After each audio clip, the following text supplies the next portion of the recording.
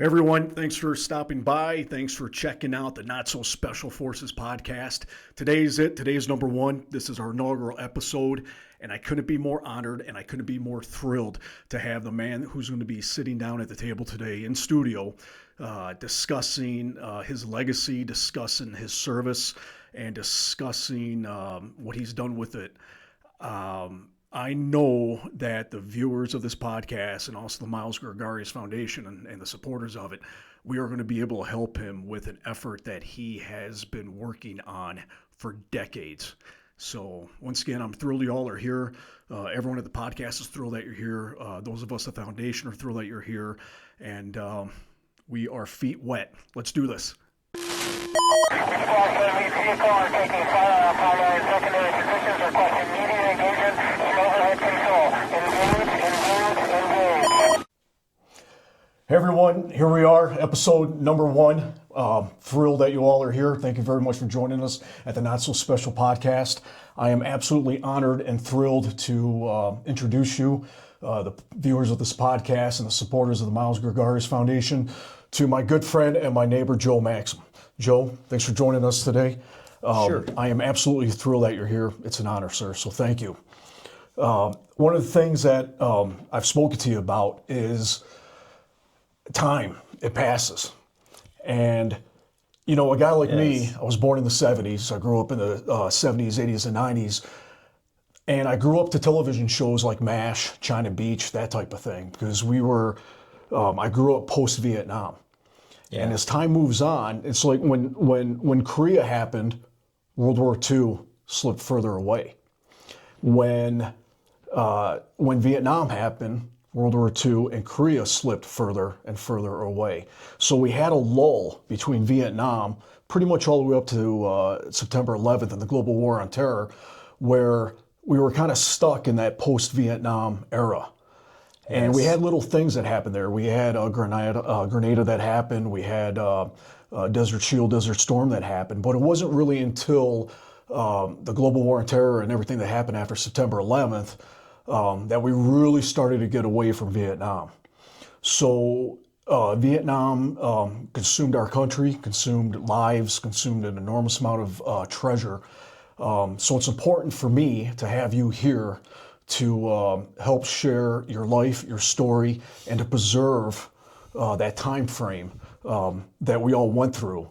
To preserve that time frame so we have it, so we have something that prevents it from slipping even further and further away. So I'm honored that you're here, Joe. So thank you. Thank you very much. You're welcome. So, all right, I want to start introducing you to the viewers of the podcast. I guess what I want to know is where you're from, family, childhood, and what got you into listening to the Army. That's a long story. I was born in Los Angeles, California in 1950. My dad was in the Army at that time. He was stationed at Fort MacArthur. From there, we moved to Camp Hanford in Washington, then back to Fort MacArthur, then to San Antonio, Fort Sam Houston, and then over to Germany. You're just all over the place. Yeah. So we moved a lot, usually every 18 to 36 months. We were packing up and moving on. In 1968, I was getting ready to graduate from high school, and I actually thought about joining the Marines. Oh. And I was going to drop out of high school and join the Marine Corps. You could do that back then. Yes, and my father said, "I'll kick your ass." And I thought, okay, maybe I'll wait until after I did. And now, was he going to kick your ass because you're joining the Marines, or was he going to kick your ass because you want to drop out of high school? Drop out of high school. Okay, That would have been a major error. At any rate, before I graduated, I went down to see the Army recruiter, and he, of course, wanted me to go airborne, infantry, be a grunt. And this was when, 1968? 68. Okay. Yeah. It was late spring, early summer of And 68. we had already been engaged in Vietnam during that time. Oh, for many years. Right. And as a matter of fact, I had a cousin who was badly wounded in Vietnam, and we had been going to visit him at Valley Forge Military Hospital at the time, which was the amputation center, but he did not have to have anything amputated, which is a good deal. Blessing. Anyway, so the recruiter's name was Staff Sergeant Jack M. Short. We never forget our recruiter, Staff Sergeant Bean, United States Marine Corps, 1990. I still remember my guy. Anyway, on his desk there was a little flyer that said high school to flight school. And I thought, hey, that sounds kind of neat. It's kind of catchy. Yeah. So I asked him about that, and he said, oh, you got to take all these tests and do all this stuff. And I thought, why not? I'm not doing anything else constructive. So, passed all the tests, came into the Army a few days after my 18th birthday. They sent me to Fort Polk, Louisiana for basic training, and from there to Fort Walters in Texas for primary helicopter training. Went through primary helicopter training, and in those days there were two places you went. The primary training base was Fort Rucker in Alabama, but they had opened up an additional training base at not Fort Stewart, but Hunter Army Airfield. Oh, down in Savannah, Georgia. In Savannah, Georgia. Very familiar. And went through training there. And when we got ready to graduate, the guys that were at the very top of my class were given an opportunity to pick follow-on schools. Okay. So you could go to OH-6, you could go to Chinooks, you could go to Medevac, you could go to gunships. And anyway, most of the guys requested Medevac or CH-47 Chinook, and they had some open slots for gunship training. And I thought, why not? If I have to go get shot at, I at least want to be able to shoot back. You want to be able to shoot back. Yeah.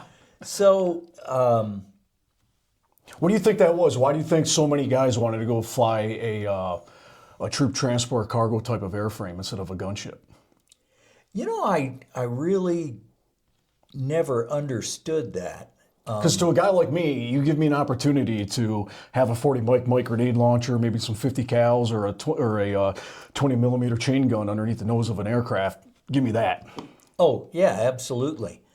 I never understood it. I did meet up with some of my classmates in Vietnam later, and actually flew some Chinook time with them. And it always worried me because the -10, the operator's manual for the Chinook, is about like that, and then you get to the emergency procedures and it's like that. Yeah, I remember the same thing for the NATOPS for the KC-130, how to operate the airplane. It was a decent size heavy. You could use it as a boat anchor. But then you get to the emergency manual, and that thing was like, it was huge with all those different systems and everything else on it. So I fully appreciate that. And you get into in those days, they had the C model Chinook hadn't been out very long. There were still some A's and B's and a few C's floating around. But when you walked up the back ramp of the aircraft, there were number 10 cans on safety wire hanging underneath all of the fittings to catch the hydraulic leaks inside. And I thought, Well, as the saying goes, if it's leaking, it's good. It's got fluid. Yeah. So when it doesn't leak, you get worried. but anyway, so I went through gunship training. Then we all met not all of us, but some of us met in California and waited to be flown to Vietnam. So let me ask you a few things. What was your boot camp experience like? Your basic training and also flight school? Is it all doom and gloom? You're going to war. You have a 4.5% chance of survival. I mean, what was that? Well, because when I went through, nothing was really going on. It was peacetime, right? So Russia had, the wall had fallen. The big threat of war in Eastern tank battle, helicopter battle in Eastern Europe. Yeah. That had all subsided, and we were just coming off a Desert Storm. So there wasn't a lot of gloom and doom out there. But you enlisted knowing that you're going to war. Yeah. So what was that experience like in basic training and boot camp and flight school? What was the overall sentiment? What was the vibe? What was the feel with the drill with your I don't know what you guys call them in the Army, your Drill instructors. all right, yeah, with your DIs and your flight instructors. What was their attitude towards all of you? Were they nurturing? Were they mentoring? Or were they like, you better fucking pay attention if you want to live? I mean, what was the whole?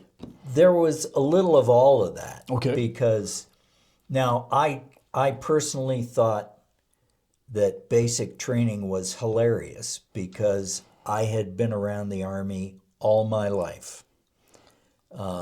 My dad retired, must have been about 1963 or so, Okay. and I went in 68, so not a big gap. I knew what the Army was like. I knew what to expect in a real unit, not in a training unit. So to me, basic training was kind of funny. I mean, physically it was difficult, and you remember all of the instructors and classroom material, they'd always start off with, pay attention because this class could save your life. Right. Oh, okay. We did have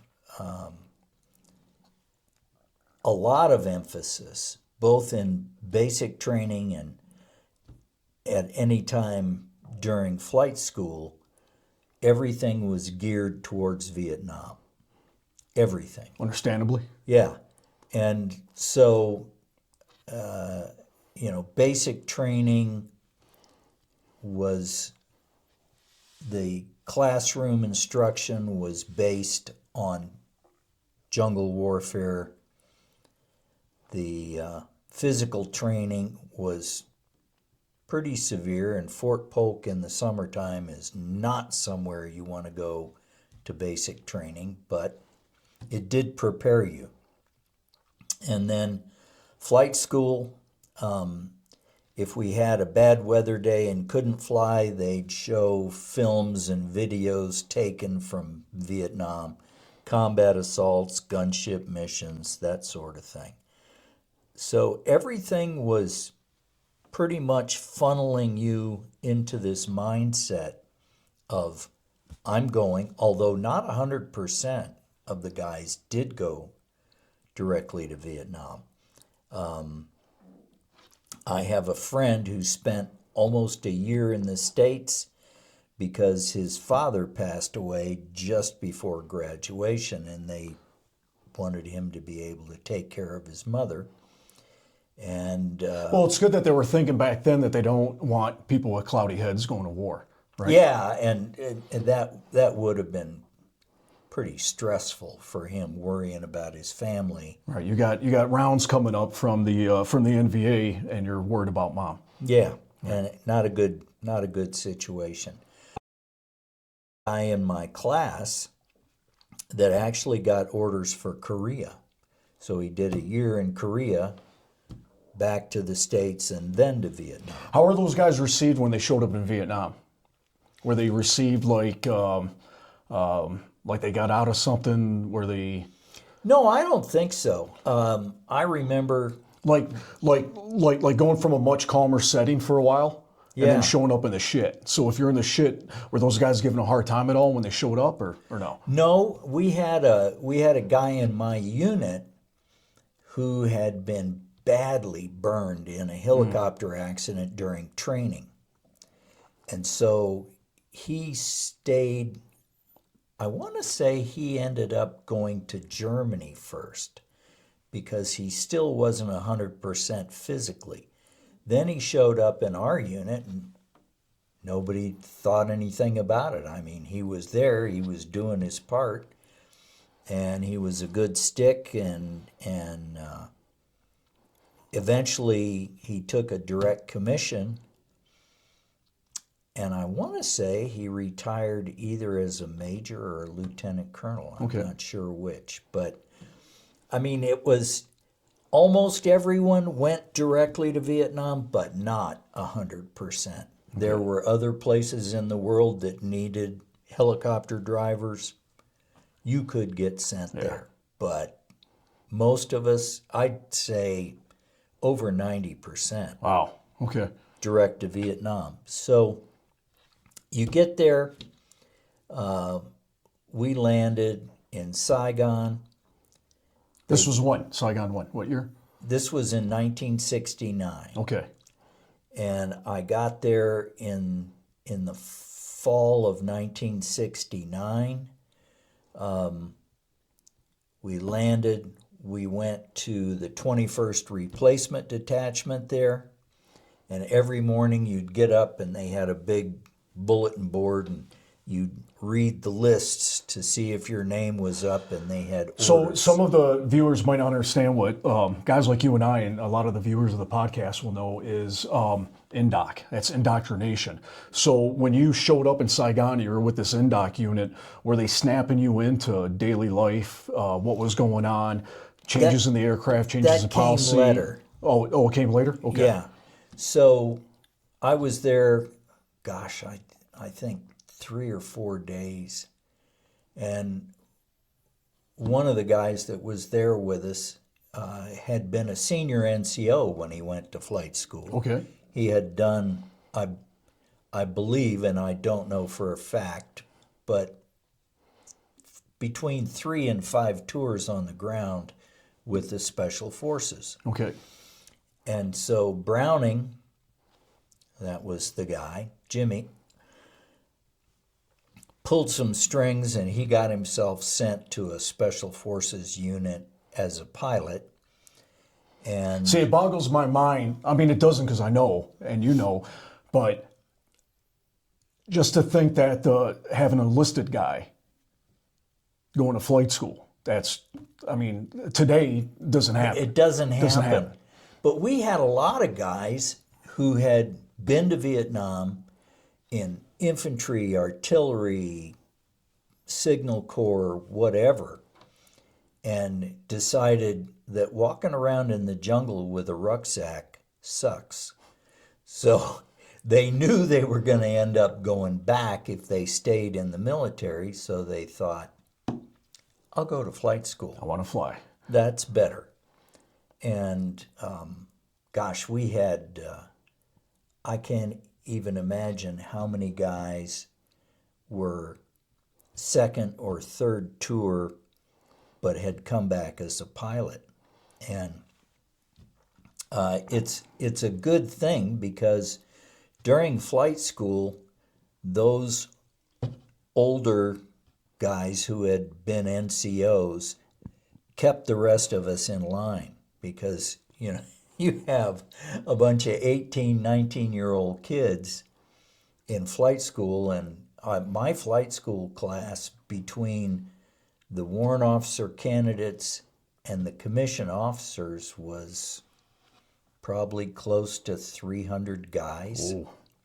I mean, They were pumping them out, huh? They were pumping us out. They didn't change the curriculum. It still took, oh gosh, 9, 10 months, almost a year to get through flight training. and you still graduated with the same number of hours as the guys before the war. I think it was like 210 hours total. Okay.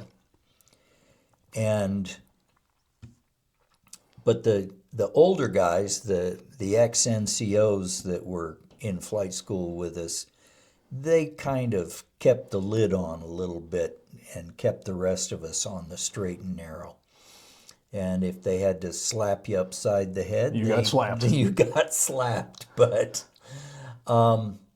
so anyway, I got to the 21st replacement, and every day we'd go check, and then I saw that I had been assigned to the 101st, and it was broken down, and I was being sent to an artillery unit, which really confused me. Yeah, I mean, here you are. You're now. What were you flying? What? Cobras at All the right. time, So you were flying. AH-1s. You were flying AH-1 attack helicopters. Right. Right. And they assigned you to an artillery unit. Yes, Okay. which became clear later, but 3 of us went to the 101st. So they didn't have a flow chart or anything like that to explain that to you. No, they just said, here, you're going here. So from the 21st... I guess I'm going there then. the 21st replacement, we went to the 101st, what was called Division Rear for P training. And that was a 2-week orientation course for combat in Vietnam. It was basically, and everybody did the same thing. Patrolling, listening posts. Now, are you talking you were doing that as a pilot? Yeah, Okay. yeah.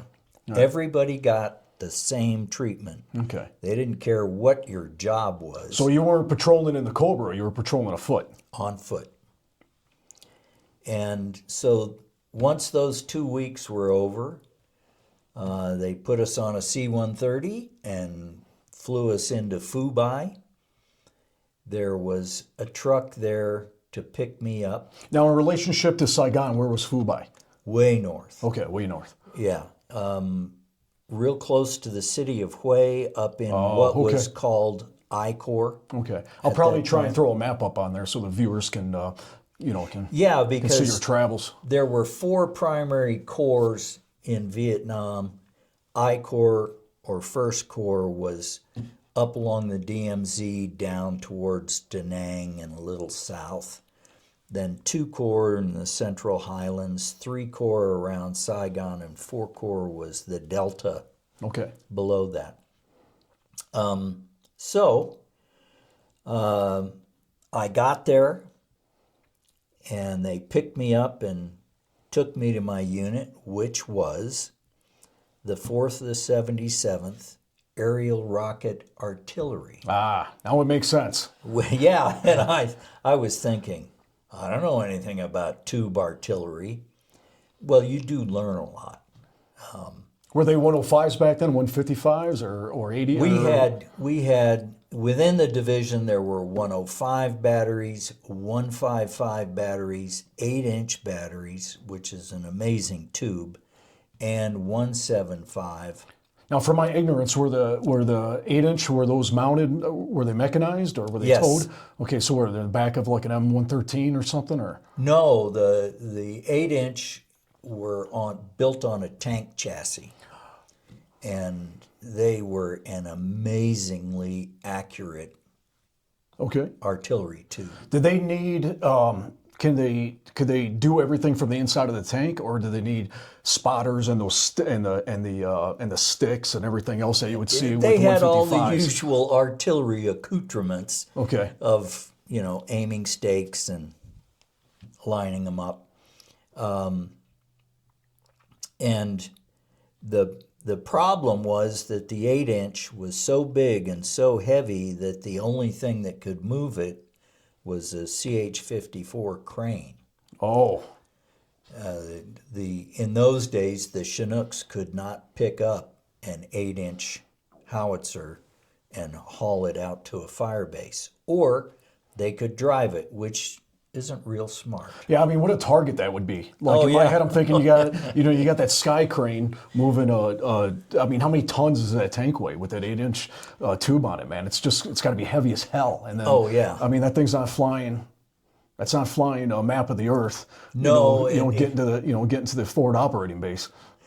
No, and although the mountains in Icor, and Icor is very mountainous, are not that high.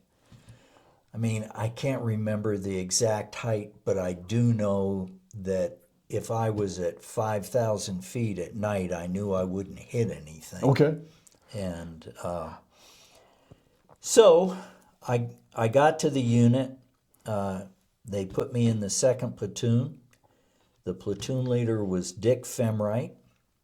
It's amazing how we remember these names, huh? Oh, yeah. And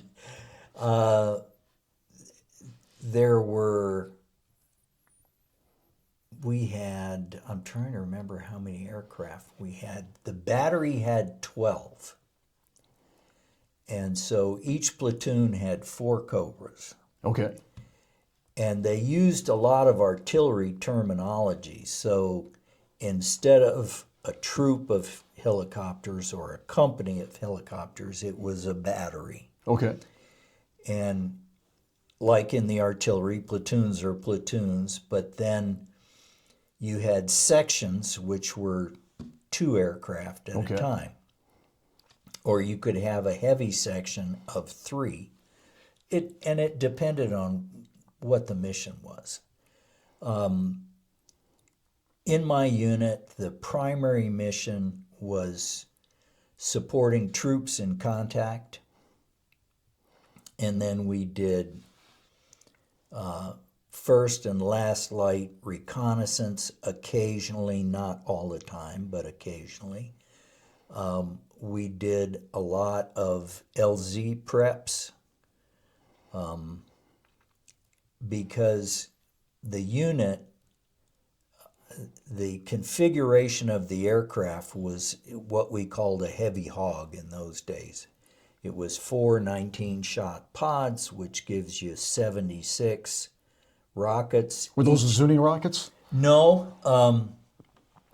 Zunis are big, and Zunis will burn the horizontal stabilizers off a Cobra. Really? If you fire one, they're not. Okay. They're not good. We had guys. It's the first time I've ever heard about it. I thought, I mean, to me, I would think like in Vietnam, everybody's got Zunis everywhere. No, we used, they call them 70 millimeters now, but they were 2.75-inch folding fin aerial rockets. And you had to go down to the ammo dump and you'd open up a box and it was full of motors, and then you'd open up other boxes that were full of warheads. And we had... so what they would take the motor, then they would take the warhead, put it together and slip it in the pod, Yeah. and then connect the igniter on the back? Yeah. Okay. And it was, the loading procedure was fairly simple. You learned how to snap the warhead to make sure it was torqued. Okay. And you were really supposed to use a torquing device to screw the warhead on, but no one ever did that. Good old German Turk? Yeah. Good and tight? Good and tight. So after you had the rockets assembled, and the pilots didn't always do that, it just depended on where you were and what you were doing. I mean, if we were at our home base, we had ammo humpers that went down in the ammo dump and assembled ammunition, loaded next to each revetment, which was a perforated steel plank protection around the aircraft. We had ready rearm rockets that were there, and in those boxes that were about the size of an office desk, I guess, there'd be rockets stacked, and then there'd be minigun ammunition, 40 millimeter ammunition, and so you'd come in and land, and if you shot it, you loaded it. Okay. So it was like, okay, we're done with the mission, but now it's time to reload everything. So when you're on your home base, when you're back at Mother, were you walking to a prepped aircraft ready to go, and you were just resting, flight planning, and I don't know if filing is the right word or not, or were you still expected to make sure the airplane?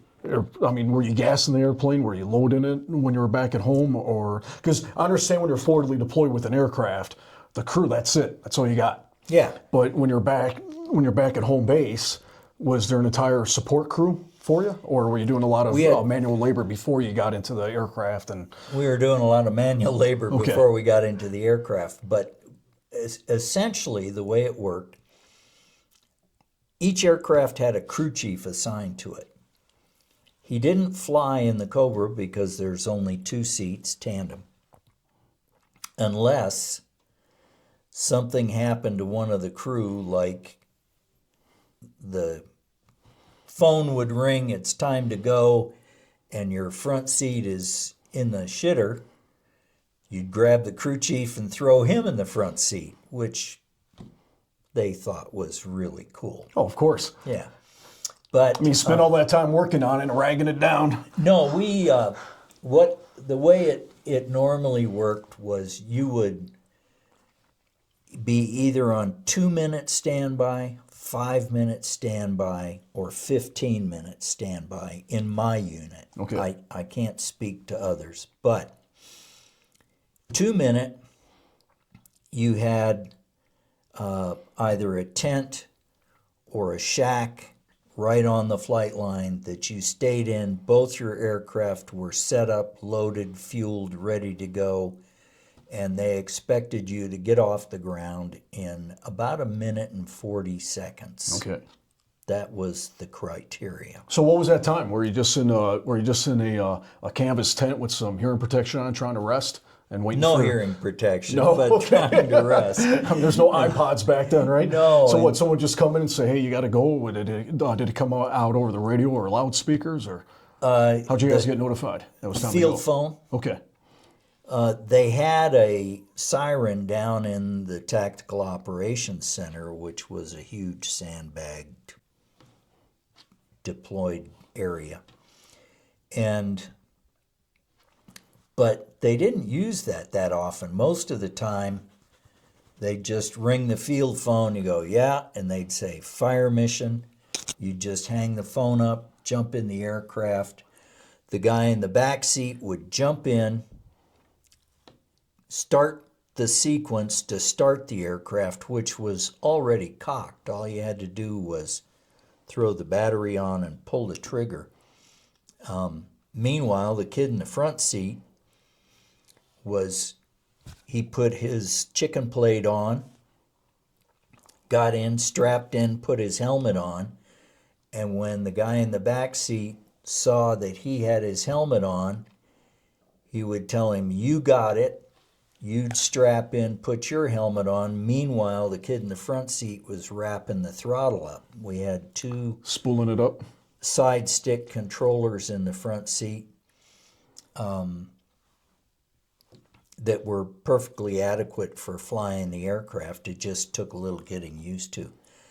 Once it was wound up, the kid in the front seat would get on the Fox mic radio, talk to the TOC, get the mission. He would write the mission on the canopy in grease pencil like everybody has done for 100 years. Still doing it. Yeah. And you'd take off. And normally, the kid in the front seat also has maps. And I say kids, we were all kids. But they would take a quick look at the grid coordinates, figure out where we're going. So when the guy in the back seat said, where are we headed? The kid in the front would say, okay, it's 2 clicks south of Ripcord, or, 5 kilometers west of Archer, or up by Vandegrift, or, one of the other fire bases that were out there. Everything was done based off of generally where a fire base was. And now when troops got into contact, the first thing they call for is artillery. Well, when they called for artillery, DeVarty would assign that down to one of the arty brigades and then down to a fire base somewhere. And they would also notify us, depending on which brigade my battery was supporting. If it was outside of normal tube range, we were their only support. Okay. So let me ask you about that. So troops are in contact, they got the enemy here, right? Yep. So the artillery Is coming in. is coming in. Yeah. You would see those rounds splash, right? And then Sometimes, you guys yeah, were but- you guys were circling the area, staying out of the impact area, and then coming in and trying to do some sort of a bomb damage assessment, or seeing if you guys need to have a follow-up strike with the rockets or the 40 Mike or What we normally did when we launched out, we would call, after we knew where we were headed, we would call GLA Arty, and GLA would give us a safe route to get there, because there's artillery coming out of all these fire bases to all these different locations. And normally the max ord on the artillery rounds were higher than we could fly. right? So you either go under or around the trajectory of the artillery rounds. And when you got there, the first thing you did was check in with the ground troops. And if there was artillery coming in, they would tell you, because, if it's 105 and they're in triple canopy jungle, you may not see those rounds going off. Okay. They're just down there in the trees. So you might see so a you little didn't smoke. have so you were only talking to the guys on the ground and the tactical operations center if you were still in radio range, or so you cannot hear the conversations going on from the guys on the ground to the batteries. No. Okay. We would normally check in on the FM frequency of that company, platoon, or whoever was having problems. Did you guys have like a Huey with you at all that was acting as command and control with the radio package in the back, or no? Okay. No. All they wanted was somebody to shoot for them. Okay. They didn't care about command and control. Occasionally when we were doing LZ preps, there would be a command and control aircraft there. But within my battalion, we did have some Hueys, but they weren't used normally for command and control. Okay. They were more ash and trash Okay. missions. So you'd contact the guy on the ground. He would tell you, okay, from my position on a heading of 310 at 100 yards or 500 yards or wherever they thought the bad guys were, that's where we want you to start. Now, anything in an artillery unit, anything under 600 meters was considered danger close. Well, if the bad guys are 600 meters away, nobody cares. Nobody's shooting 600 meters in a jungle. So most contacts were within 100 meters. Are you talking contacts with the guys on the ground with their M16s and their M14s, or are you talking up in the air? No, on the ground. On the ground, okay. So we would normally have them pop smoke. Once we identified where the company commander was, I wanted to know how his troops were deployed so that I could get a reference on where the good guys were. Yeah, I don't think a lot of people, I mean, now technology's different, right, with Yeah. GPS and lasers and everything else, but back then, you really had to rely on getting good information from the guy on the ground.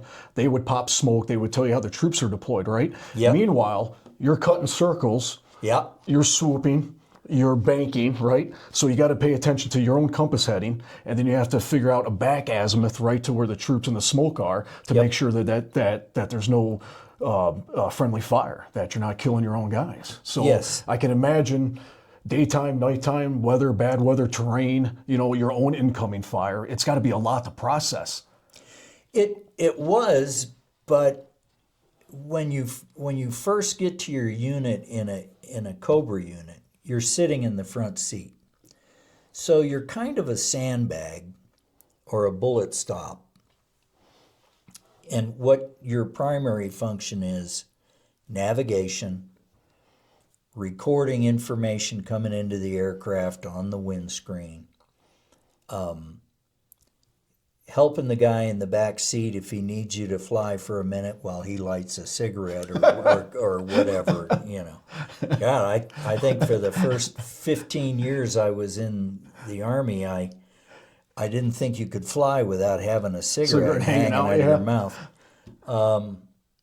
But you have time to integrate into this system that's being used, and it's a pretty efficient system. And you learn to differentiate between the three radios. So you had FM, which was for talking to ground troops, UHF, which is normally for talking to slicks or guys from other units, and then VHF was what we called our internal, and it was for talking to your wingman or whatever. And you somehow learned, when you heard a voice coming in your headset, you knew it was FM, VHF, Right. or UHF, and you would select what you needed to reply on. Plus, you're listening to ADF, which is like an AM radio, essentially, and it's tuned to AFVN, Armed Forces Radio Vietnam, and you're listening to rock music, and at the same time you're listening to these guys. Sometimes, And fast forward to today, right? Yeah. Those guys are piping in Spotify and Apple Music into their Something, helmets and yeah. their headsets. we had guys that actually had little mini tape recorders, and they could listen to music on. It was a different world. Yeah. And so you get out there, you make contact, you find out where the good guys are, where the bad guys are, and then you make sure everybody understands what you're going to be doing. It's bad policy to overfly friendlies when you're shooting at the bad guys, so you try Right. to get parallel to them. Not because you're worried about shooting the good guys, but because as you're firing the turret weapons, you're chunking thousands of pieces of brass down And the from chain- altitude, And the links. and the links, and the 40 millimeter cartridges with the links, they're going overboard. You don't want to drop something on someone. So at that point, you talk to your wingman. Okay, our run-in heading is going to be this. It's going to be a right brake or a left brake, and you try to get your brake to go over the friendlies, not over the bad guys. Well, you're exposed, Yeah. right? During the break. You are exposed in the brake. And I think some of the most difficult missions were the ones where the good guys are in a big firefight with the bad guys, and the sound of the small arms going off in the radio is muffling anything you want to hear from the guy on the ground. And that made it difficult to get good information quickly, which is important. And then as the mission progressed, you're trying to, he's calling you in closer and closer and closer.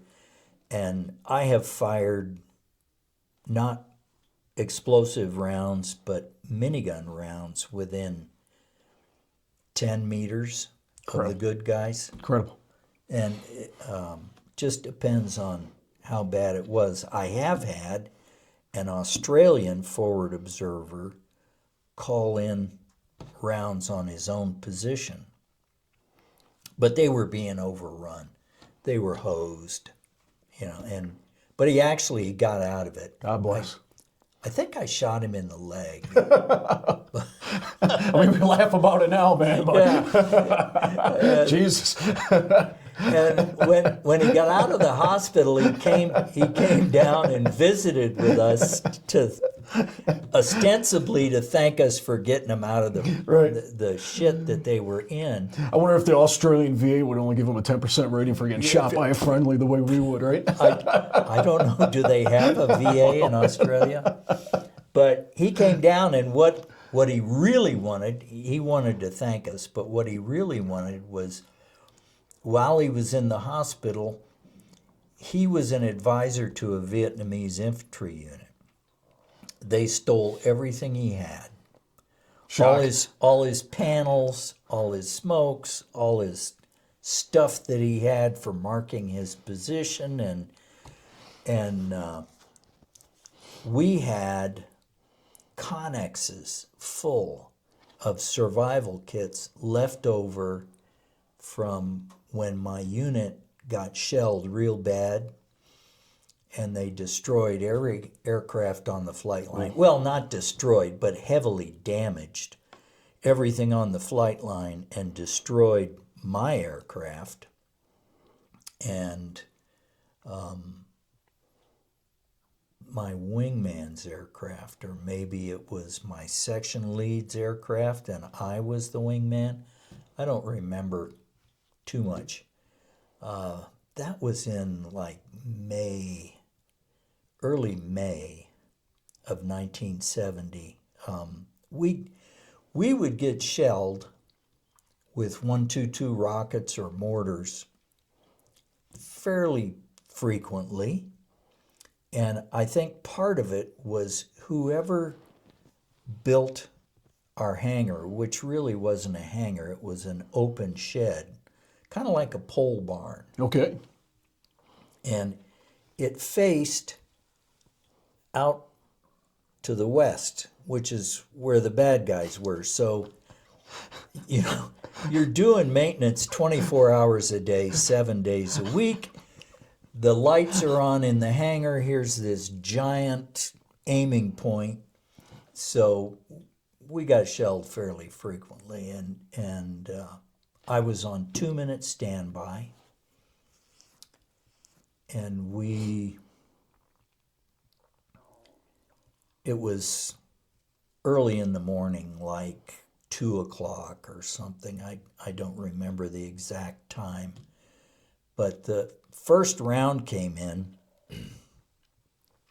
penetrated the forward blade on my aircraft, which was tied down so the blade was directly over the cockpit. Went down through the back seat into the ground underneath the aircraft, detonated, snapped the aircraft in half, started a fire.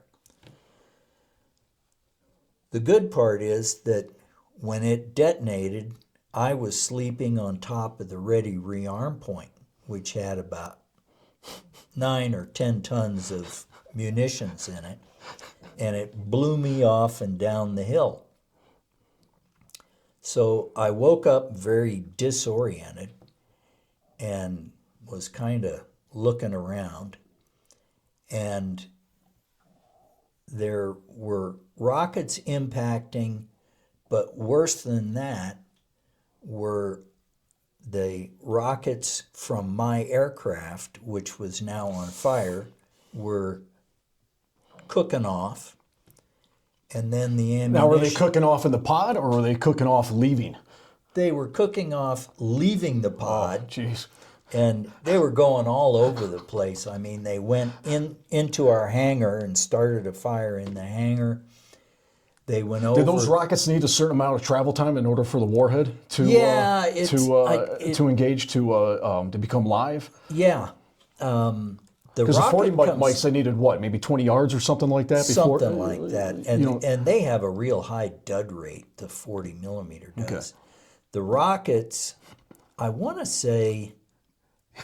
I laugh about it now, but I can imagine. Like, you're snoozing. Yeah. Next thing you know, you're flying through the air because your ass just got blown up by something, right? Yeah. You wake up and you check yourself, make sure you're good. You look at what's going on. You got rockets zooming all over the place. Your aircraft's broken in half on fire, and you're like, "What the fuck?" Yeah. Right? What else? I had no idea what was going on, except there were all these explosions going off, and I thought, well, this sucks. And so we had this tent thing that was actually, it's a maintenance tent, looks like a Quonset hut. Right. And there were cots in there, and that's where we were supposed to sleep, but it was so hot that you couldn't sleep in there. But it was surrounded by ammo boxes full of dirt as kind of a berm around the tent. And I thought, good place. So I crawled into the tent, and meanwhile, the other guys crawled. There was a small ditch dug in front of the tent. They all crawled into the ditch, and I was laying there in the tent looking out, trying to figure out what to do. And I noticed it was, number one, it was very bright inside the tent. Number two, it was really hot. The tent was on fire, so I couldn't stay there. Did everyone in the tent make it out? Was anyone in the tent at all, or no? No, Okay. no one was in the tent. Now my pistol was in there. The hell good is a pistol going to do you? not much, because I think we had Smith & Wesson 38 caliber revolvers, or you could get a 45. Well, I never was very good with a 45. At least I could hit something with a 38, so I took a 38. But it was so old that there were no lands and grooves left in the barrel. It had been fired so many times. And if you fired it at night, the gas escaping around the cylinder blinded you. But it was mine. Yeah. Maintain your night vision. So it was in the tent, and I left it there. When I looked out of the tent, and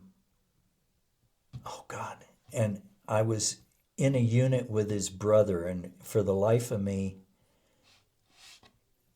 it was Bruce Karn was the guy in front of me in the ditch, and I kept pounding on his boot soles, telling him, move further down the ditch so I can get out and get in the ditch myself.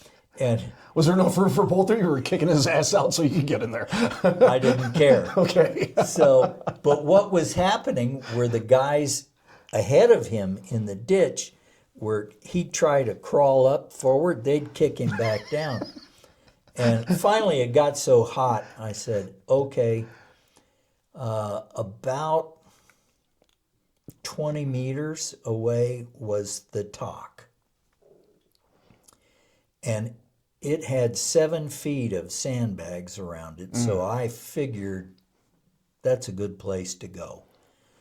So I jumped up, ran like a bunny rabbit, and ran through the S-turn door. You know, they always have a blast deflection turn. And got into the talk, and when I got in there, the only lights that were on were the emergency lighting, which was aircraft light bulbs hooked up to an aircraft battery on the floor. It was full of smoke, and I didn't see the clerk, but I could see where a rocket had penetrated, hadn't armed, but had penetrated the wall of the talk, gone through the typewriter, and embedded itself in an 8x8 beam on the other side, and it was like, smoking. So I thought, well, this is not as safe as I thought. So I went to the far door, and as I passed the switchboard room, which was about the size of a closet, I heard these guys banging in there and let us out. And what had happened was the rockets penetrating the talk had broken a couple of the main support beams, and the roof had come down and pinched the door? the door so they couldn't get out. So I laid on my back and kicked the door, got them out. We go out the other side of the talk. Now I have 14 feet of sandbags between me and all the crap. And Were you still worried about the rocket that was stuck in the typewriter at all? Or no? nah, Or you were far? I didn't care. Okay, all right. I was out. But the rounds are still going off, lots of explosions, minigun rounds are cooking off, and 40 millimeter rounds are cooking off, rockets are going everywhere. There were hundreds of rockets in the ready rearm point. So, about that time, one of my platoon guys came running down there to see what was going on. And he said, "Did everybody get out?" And I said, "I think so." But when we peeked around the corner to see what was going on, we could see someone laying on the hillside. And it was my crew chief, Enrico Sanseverino. And so we ran to the generator pit, which had sandbags around it. That gave us some cover.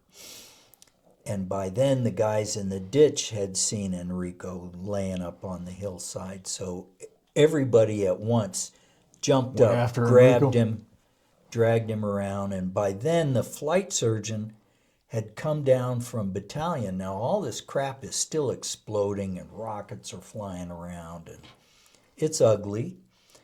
And there's the doc and a couple of his medics down there.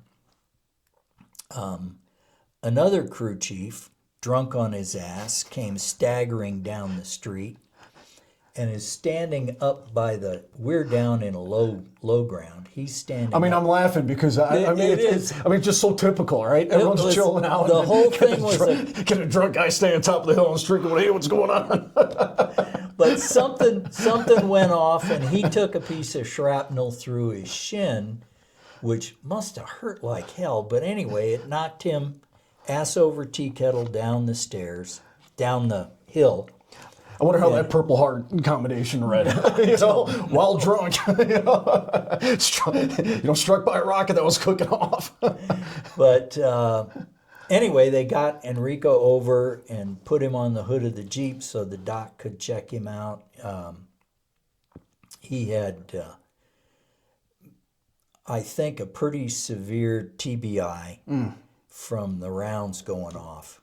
And I think what he tried to do was, when he woke up, he thought, surely they're going to launch. So he ran up towards the aircraft to untie it, and then everything started exploding. Yeah, and it was not good. And I don't know. I thought for years that he had been killed, but I understand that he did survive. I'm not sure how severe the brain injury was, but he was a good crew chief. Anyway, so the next morning, it's still dark.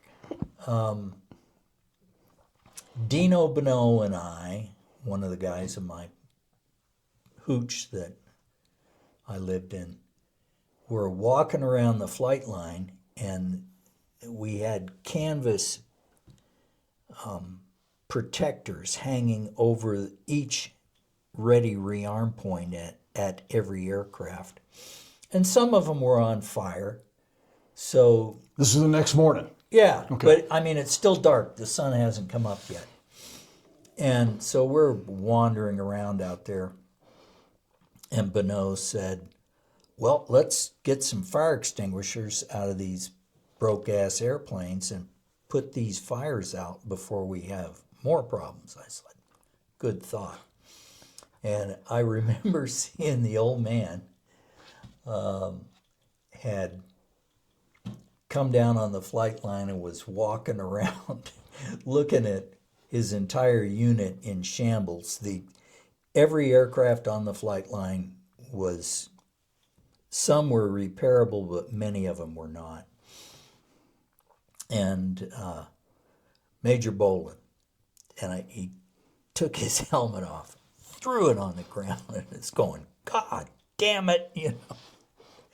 Anyway, we did have 2 aircraft that had spent the night in Da Nang and were going to be coming home the next day, so we did have 2 functional aircraft. Was it like a big cannibalization effort after that? Rob Peter to pay Paul and get, like you might have No, Ford out. because- Were you guys able to get any of those damaged aircraft airworthy in any type of? Yeah, we were, but a lot of them ended up being, well, like my aircraft, they just put it in the back of a dump truck and dragged it to the dump.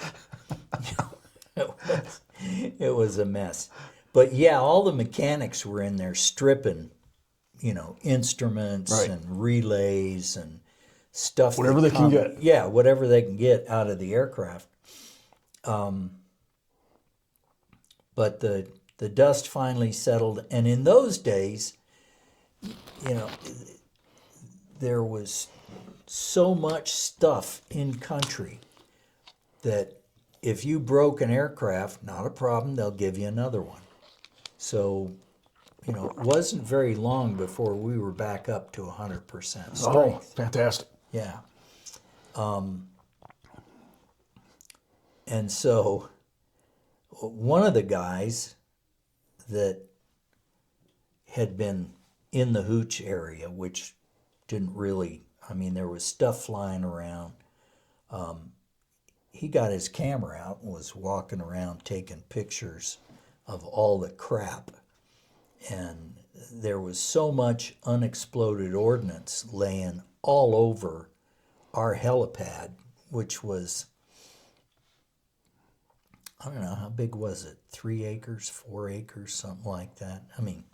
12 helicopters, how much space do you need to park them? And so they came out with a bucket loader and just drove around scooping up all this unexploded ordnance and dumping it in dump It's amazing trucks. when you hear stories like that, right? Because like where we live here in El Paso, there might be 1 or 2 unexploded ordnance rounds over here in Franklin Mountain, right? Oh, yeah. From decades and decades and decades ago. And they got all this warning signs. You're not allowed to be in the area. Stay Yeah. off the trails. You're going to die if you go hiking, right? And then here, guys like you, back end loader, just scooping this shit up and dumping it somewhere, right? To let other guys throw a couple sticks of TNT on it to get rid of it. We had to get back in motion again, and I'm sure the old man was telling them, just get the shit off my flight line so I can start operations again. They did. Within a few days, we were back up and operational, not with very many aircraft, but at least the 2 we had. And then Bonneau got killed in a midair in one within, I think it was maybe less than a week After that happened. Yeah, Captain Winfrey was with him in the front seat, and I don't know if I heard that the flare bird caught on fire in flight, which was a Huey above them dropping flares for their mission. I never really heard what really happened. Did he midair with the Huey? Did somebody jump out of the Huey and fall down through his rotor system and screw up his... I have no idea. But he impacted on a really steep slope out there. We had pretty heavy casualties for such a small unit, but a lot of it was not due to direct enemy action. A lot of it was things failing in the aircraft, guys running into stuff, which in those days was fairly common. I mean, We got a lot of disorientation happening, right? yeah. It's a very dynamic environment. I can remember when I first got there going flying with a guy who shall remain nameless. And hell of a nice guy, but we took off. It was night. And the only reason we launched was our guys were up shooting sampans in the inlets north of Fubai. Okay. And there's some bays or something up there. And he wanted to go watch that. So I said, sure, I'll go with you. You know, never volunteer. Anyway, we got off. True words. We're flying towards where the flares are. And the flares would come out, burn for a while, burn out, or fall in the ocean or something. It'd get pitch black. Then the next flare would light. Then it'd go pitch black. And I'm watching this thinking, boy, it's really hard to keep your orientation. So I was looking down at the instrument panel, not at the flares. And pretty soon I noticed we were in an ever-increasing right bank. And so I asked him, are you okay? He goes, no, you better take it for a minute. So I got it and got us back, and I keep heading for the flares, and I give it back to him, and a few minutes later he's over, and I assume he had the leans or something. And after a little bit, he finally said, I think we ought to go back. I said, yeah. Good idea. Yeah, good plan. But then my platoon leader, Dick Femright, chewed my ass. He said, you don't volunteer to go off wandering around at night. You don't do that. What were you thinking? Yeah, and I said, well, I'm thinking to myself, I'm 19. I'm not thinking a whole lot. But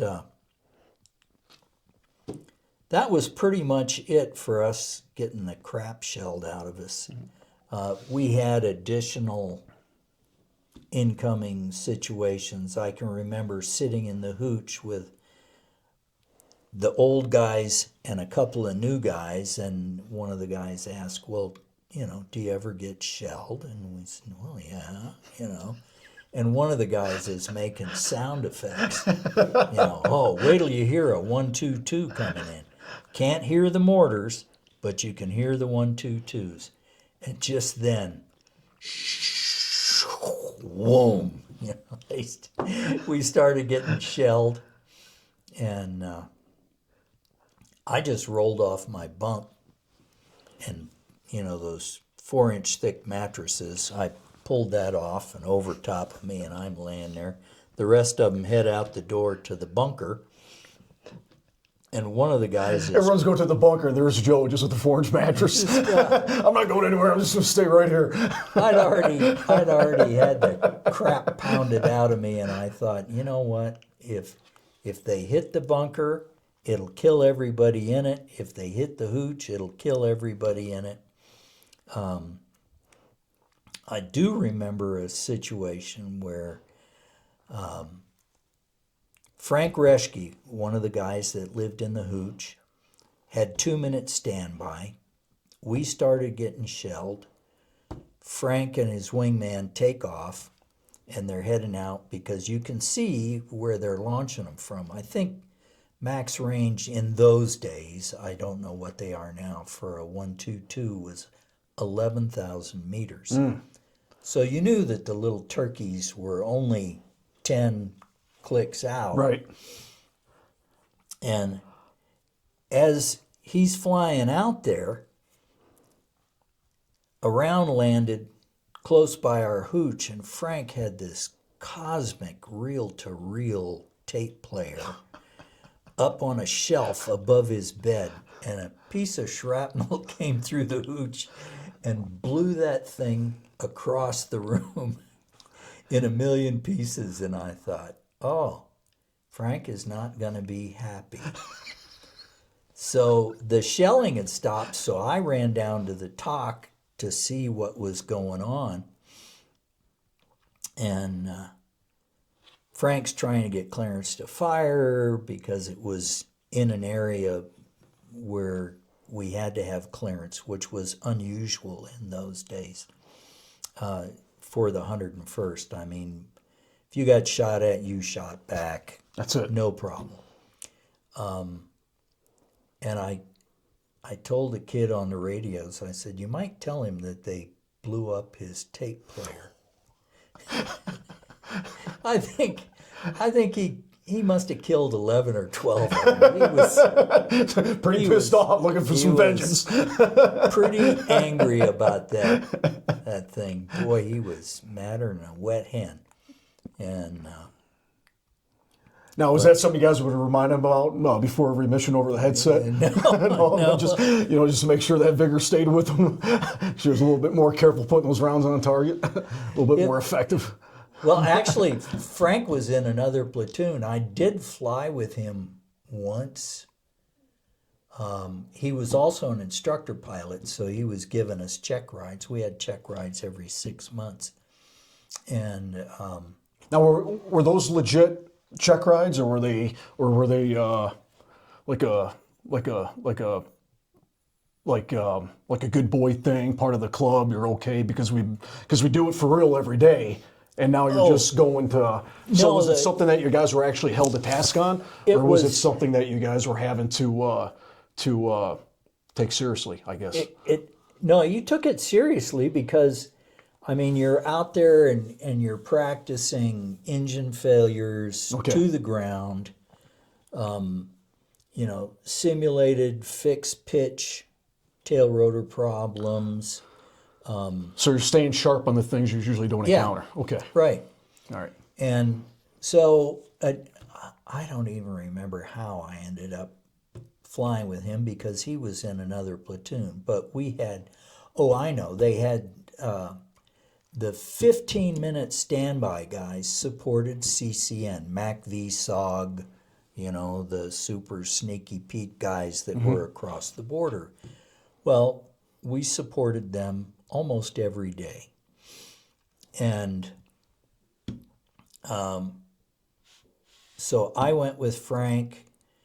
We went up to MLT-2 in Quang Tri, and the mission was an insertion of a team into Laos. Into Laos? Yep. Okay. Let's take a quick break and we'll catch up with Laos. Okay. All right. Okay, Joe, we were back. Quick little break that we needed. So we left off. You're on your way to Laos. Yeah, and I'm in Frank's front seat. And actually, at that time, I had been qualified as a back seat and then as a section lead, but for the purposes of this mission, I was flying with Frank in the front seat. And we got out to Laos. We dropped the team off. We pulled back away from where the team was. The Hueys, which had less on-station time than we did, headed back.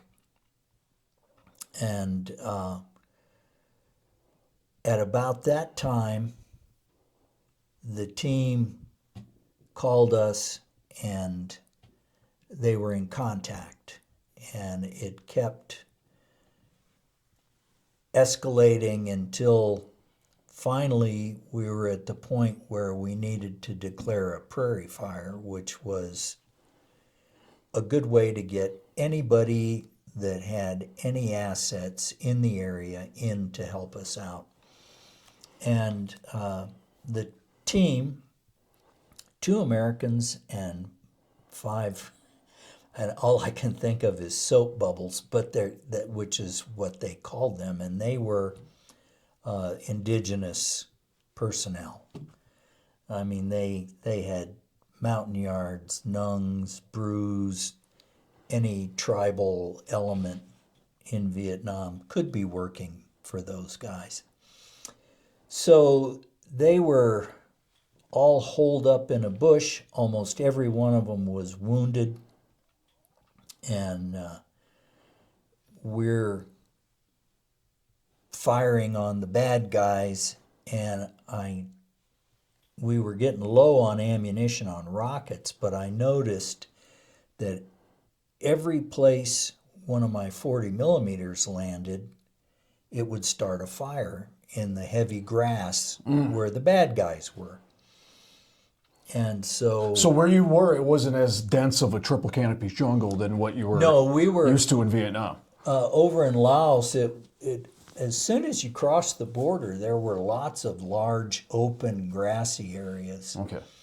And either that, or if you're up near the tri-border area, there were limestone karsts Okay. that made it really unusual, like something out of a science fiction movie.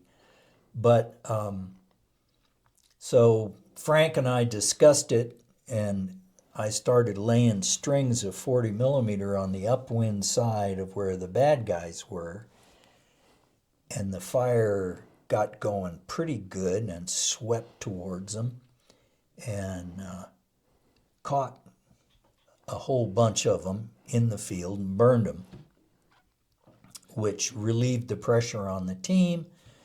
And Frank had asked me that if it got any worse, would I get out of the front seat, load the worst wounded guy there, and get the rest of them on our ammo bay doors or wherever we could, Get them out. so that we could get them out, because it was horrible. I mean, it was just probably the worst CCN mission I've ever seen. And but about that time, the Slicks called and said, "Hey, we're back inbound." And so and by then we were just about out of gas ourselves. So they did get the team extracted. I don't know how many were still alive. They were all alive when we left, but they were all wounded. And the guy talking on the radio, one of the Americans, had already had an eye knocked out. The whole thing was a giant goat rope. But it ended well. Everybody got home, alive or dead, one way or the other. Everyone made it back. Yeah. And then I think the other worst situation I was ever in was prior to that mission. I was training to be a section leader. Okay.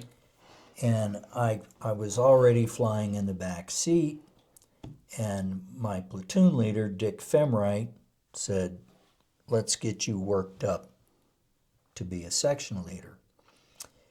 And so we had 2-minute standby, and Dick had decided that I would run the missions, but I'd run them from the front seat, and he would fly. That way I didn't need to worry about the flying part. I could worry about the mission part. So the phone rings, we bounce off the ground, we're up and airborne, and the mission came in as trucks in the open in the Ashaw Valley. Well, for anybody giving any thought to it, number one, trucks were never in the open in the daytime.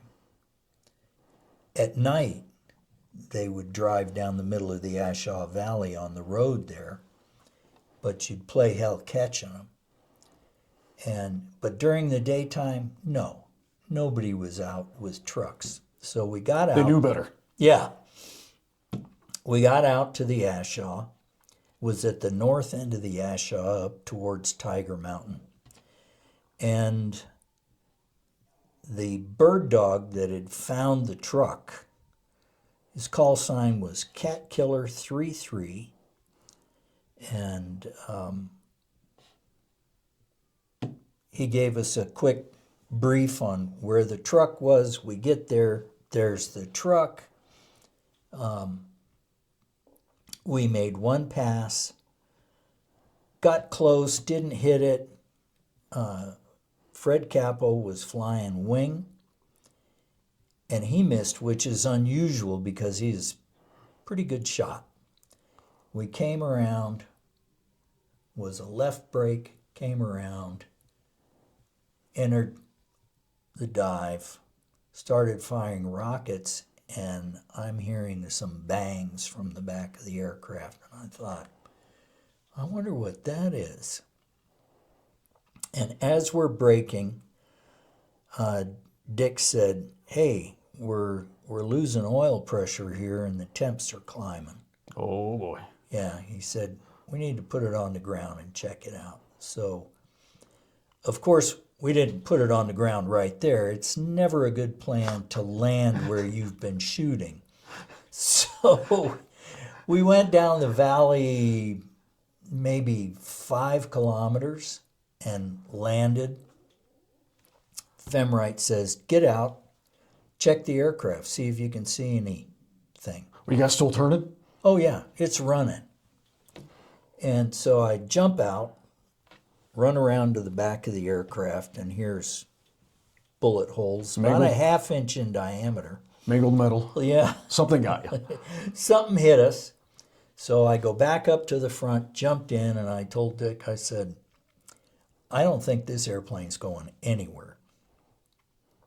And about that time, I looked out in front of the aircraft, and a couple 100 meters away in the brush, I could see movement and occasionally a kind of a tan-colored uniform, and I thought, them are the bad guys. Should have picked a better place to land. So I grabbed the reflex sight and start dropping minigun on them. You can do that while you're on the ground. Oh, yeah. No touchdown switch, nothing. You can go. Okay, excellent.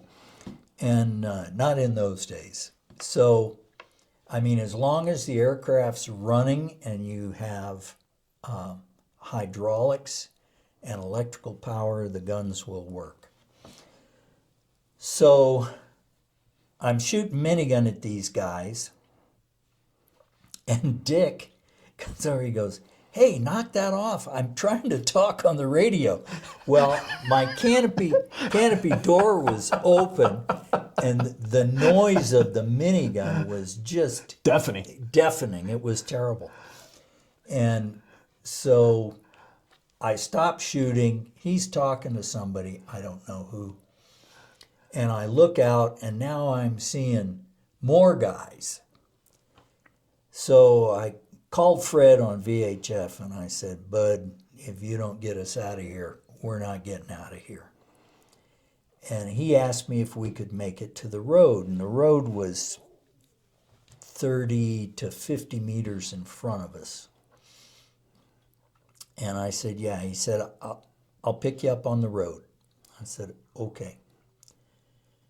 So he's talking about you guys abandoning the aircraft and making it there afoot. Yep. So, And you just pissed everyone off. yeah. Okay. Yeah. And you got that 38 on you. Yeah. Okay. Just want to set it up. Yeah. Just want to make sure that we don't. I just want to make sure that we know exactly what it is that we're looking at. So, anyway, I jumped out of the front seat. Dick jumps out of the back, and we're headed for the aircraft. And I glance back, and there's a lot of firing going on. I mean, I can hear small arms, automatic weapons, Cracking. cranking. And Capo comes in, and the first thing he did, and I don't even know how he did this because his aircraft, like all of our aircraft, was over gross. I mean, we flew Heavy. over gross weight every day. You just had to.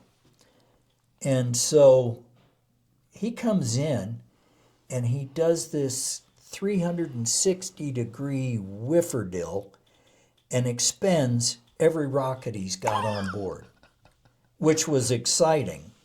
And I'm agog at the fact that he didn't fall out of the sky. So you're when on the he ground did. looking up at this. You got your helmet on. You Yeah, probably got 'cause he's right there. You probably got your intercom just dangling, whipping around as you're looking at all this, right? Yeah. So then I look back at Dick, and Dick's getting back in the aircraft, and I thought, what the hell? And so then he gets back out, and we run towards Fred's aircraft, which is touching down. And he was flying with Jeff Brown. And so we ran up to the aircraft, and I'm faster than Dick is because Dick is shorter than me.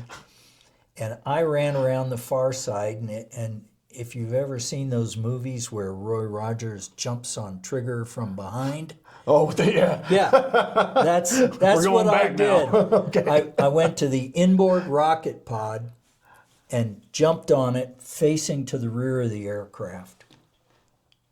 And unbeknownst to all of us, Dick calmly, Took his time.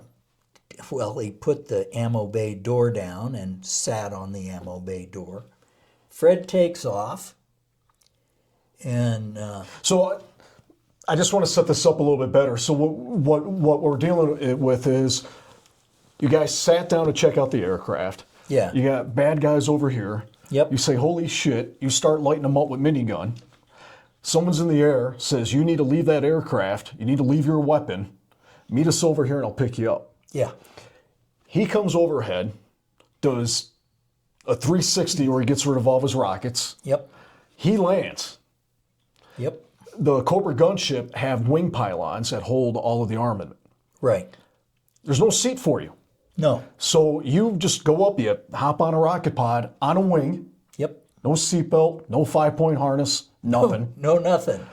Your other pilot runs to the other side of the aircraft, opens up a door on the side of the aircraft, and takes a seat.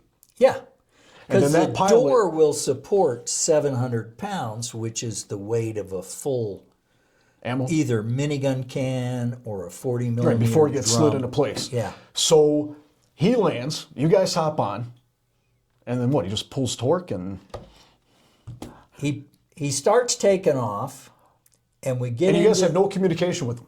no, It's just him. He's just looking. Just him looking out the window Yeah. and he thumbs takes up or- off, and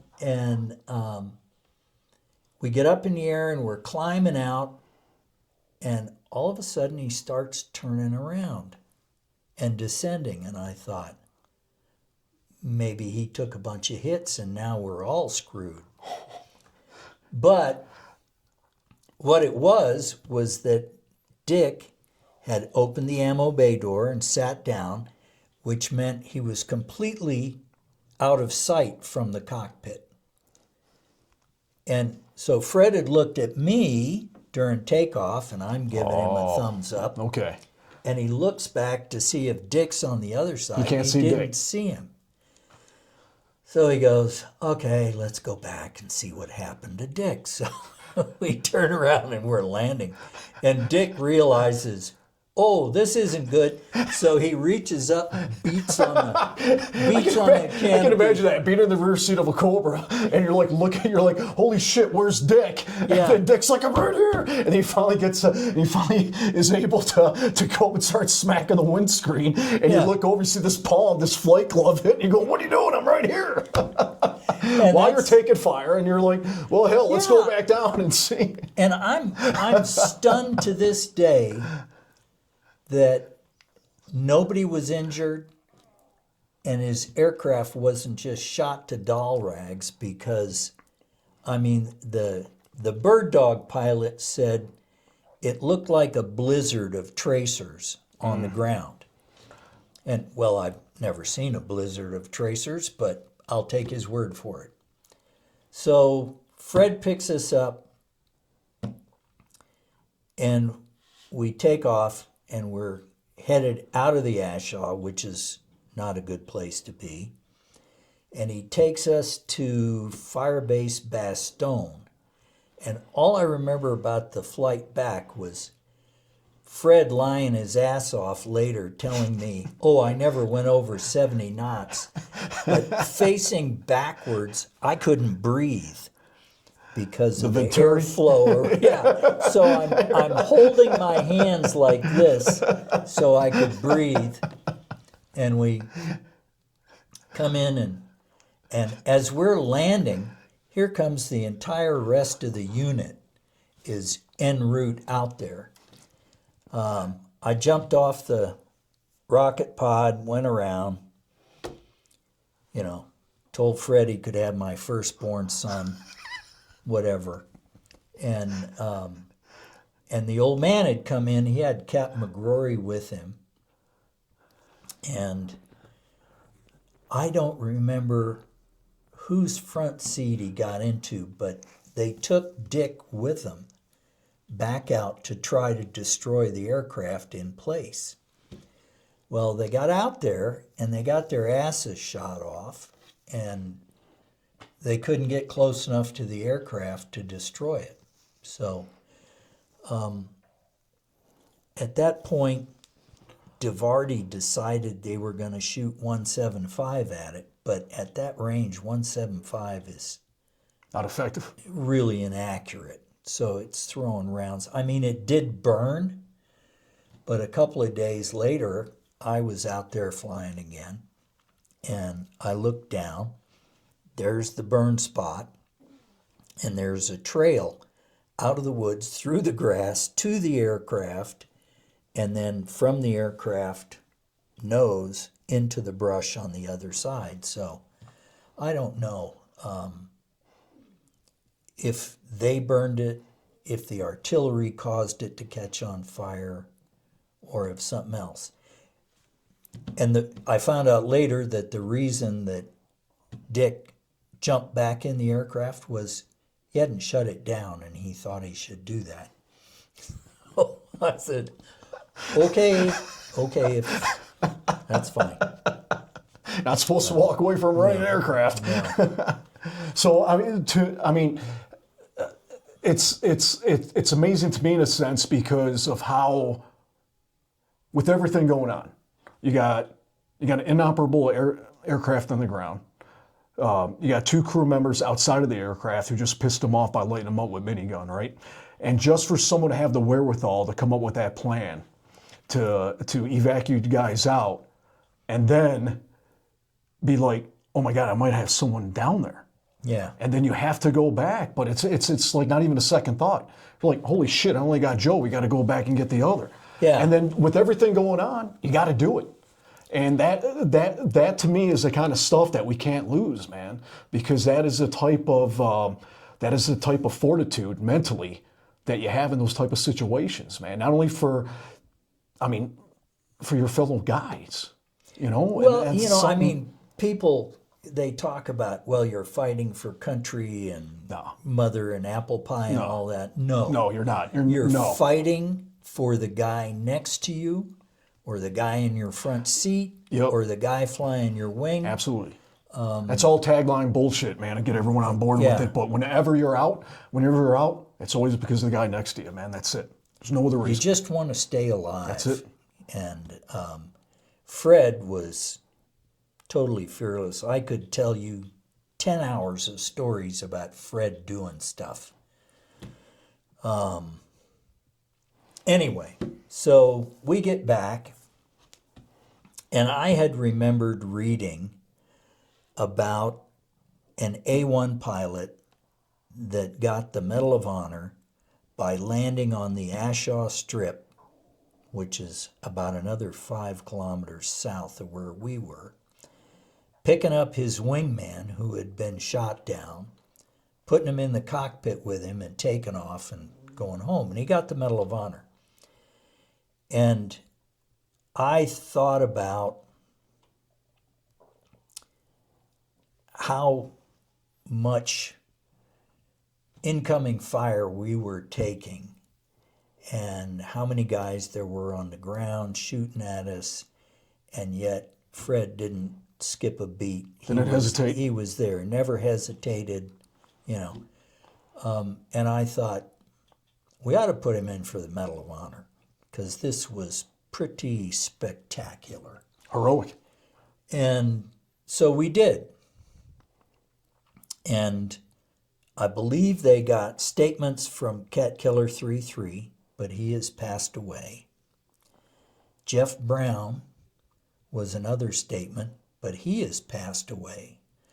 So the only 3 people that are aware of exactly what happened that day is Dick Femright, myself, and Fred himself.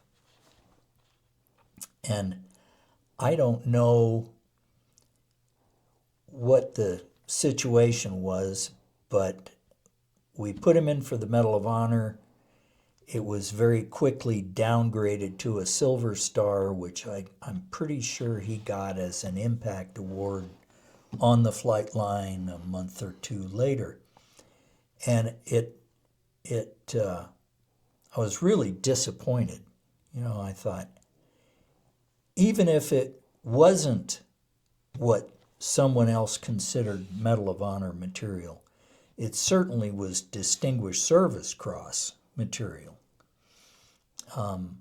I personally, since he saved my life, thought it was Medal of Honor. But that's where that ended, with Fred having the Silver Star. And a couple of years ago, we were at the Vietnam Helicopter Pilots Association reunion, and Major Bolin was there, and a couple of the other guys that had been there when this happened. And Bolin says, I think we should resubmit. And he was showing us articles about guys that had been awarded the Medal of Honor years and years after Vietnam was over. And they just upgraded what the guys got. And I said, well, certainly. So in those days, our XO handled, Captain McGrory, handled awards and decorations. And Major Bolin, who I'm sure must have retired as a colonel, but he's still a major to me. That's like Captain McGrory. I'm sure he was at least a colonel before he retired. He's still Captain McGrory to me. But he said, I can get a hold of him and we can resubmit this, because he was really good at that. And so we all wrote our statements again and sent them to Captain McGrory, and I'm sure he has submitted them, but I'm not sure how long that process takes, but that's been a long time, months and months and months. And to my knowledge, nothing has happened yet. Okay. So one of the things that we're going to try and here, that I'm going to try and get the help from the viewers of the podcast here and the members of the foundation is we're going to check up on that status. Okay, we're going to find out what we can do. We're going to find out who we need to contact, at least to get a status update for you. So that is the promise of the Not So Special Forces podcast and of the Miles Gregarius Foundation, Joe, is we're going to pull our assets, our resources together, find out the status of it. If we need to put pressure on people, we are more than happy to do that. So, all right. Cool. So, I mean, I served with a lot of those guys, again, in different units. For instance, initially, when I got my orders to go home from Vietnam, I had orders to Germany. And I thought, that's good. I had spent a tour in Germany when my father was on active duty with the 10th Special Forces down in Bad Tolz. And my mother is Sudetendeutsch, which is that part of Bohemia that was part of Czechoslovakia that Hitler used as an excuse to march into Czechoslovakia. Anyway, so I have relatives over there, cousins and uncles and aunts. And Which you didn't have in Vietnam. No. And so, sorry about that. You can edit that out. I never get calls. So I was excited, and Frank Reschke also had orders to Germany, and he said, hey, great, don't bring your wife over right away. You and I will go party. He said, okay. Well, then a few months later, I get another set of orders, this time to Savannah. And I thought, oh, that's really strange. Well, there was no way for me to find out what happened in Vietnam. I didn't find out until later. I had written a letter to my wife saying, hey, I got orders to Germany. I'm really happy. You'll love it. Wonderful deal. And then the next day I thought, oh, I should send her information on what she needs to do, update shot records, put the car up for sale, yada, yada, yada. She gets the second letter first. And I never once mentioned that we were going to Germany. And so she goes to her dad, who had a buddy that worked at Department of the Army. So he calls his buddy and says, hey, where's this kid's going? He said, well, he's got orders to Germany. So my father-in-law says, oh, he doesn't want to go there. He wants to come here to Savannah. And I thought, oh, okay, great. Well, too late now. I'm in Savannah. The instructor pilot, other than Frank Reschke, Paul Ashley, I go back to Savannah. I go through instructor pilot training, and I am now teaching at the Cobra School in Savannah. And not long after that, Paul Ashley calls and says, hey, I got orders to go to Cobra Hall. And he was an amazing guy. I mean, he just did stuff that would knock your socks off. And he was just a hell of a pilot. Anyway, so I had somebody there that I had served with in Vietnam. And then a couple of years later, they're closing down the flight school part of Savannah, moving everything to Rucker. I had orders to go to Vietnam again. And I get a call from Department of the Army, and they said, hey, would you rather go to Germany? And I said, yeah, I think so. Okay, fine. You'll get orders here shortly. And so... Now, did that first letter arrive yet? Oh, yeah. Okay. Too late. All right. But so I'd been in Savannah teaching for about 2 years. Packed up Mama and the kid, and we moved to Fort Knox, Kentucky, where they were forming 2 attack companies, was the 175th and the 334th. And we were only supposed to be there a month or two. Well, it dragged on until 1973, January. We go to Europe, and Fred has gotten assigned to that unit, and a couple of other guys I knew from previous assignments. So we had a great time, a lot of fun, wonderful tour. From there, I came. How much flying did you do then? I think it wasn't a whole lot. I would say probably somewhere between 300 and 500 hours a year, depending on what you were doing. Instructors flew more because you're flying with everybody else. Right. The unit that formed up at Knox was really wonderful because all of the pilots, with the exception of like 5 guys, had combat experience. They had all been instructors, either platform instructors or instrument instructors or gunship or Systems. Huey, systems, whatever.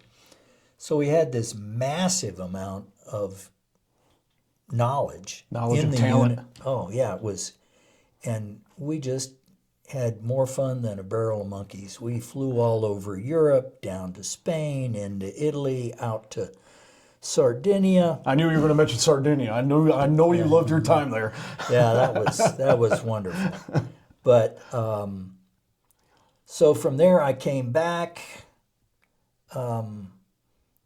They had me on orders to go back to the 101st, and I thought, those guys watch too many war movies and believe it. And also, Paul Ashley had the same orders, so we both jumped on a standby flight out of Europe because they wouldn't give us an answer on the phone. We flew back. Next day, we walked into Warrant Officer Branch to see our assignment officers. And this guy's going, "Didn't I talk to you yesterday?" "Yes." "Weren't you in Germany?" "Yes." I said, "When you're pissed, you can do a lot of things." That's a true statement. So, got my orders changed. I went to Fort Hood, did 3 years at Fort Hood. Good unit. Guys were pretty professional, enjoyed it. From Hood, I went back to Germany. Did 4 years that time, and still flying gunships. And I was getting a little tired of playing Bang You're Dead because there was no war. And we had no mission other than shooting. And we were starting to get into the nap of the earth, tow missile system things. But it just, it had lost its glitter. It faded out on you. Yeah, so was coming up on the end of my 4th year in Europe. I called Warrant Officer Branch, and the assignments officer was a buddy of mine, and he said, "Well, why don't you apply for fixed wing?" So I applied for fixed wing, and they said, "Okay." So I came home, got checked out in fixed wing. First assignment from there was at Fort Bliss. The wonderful Yeah. Fort Bliss.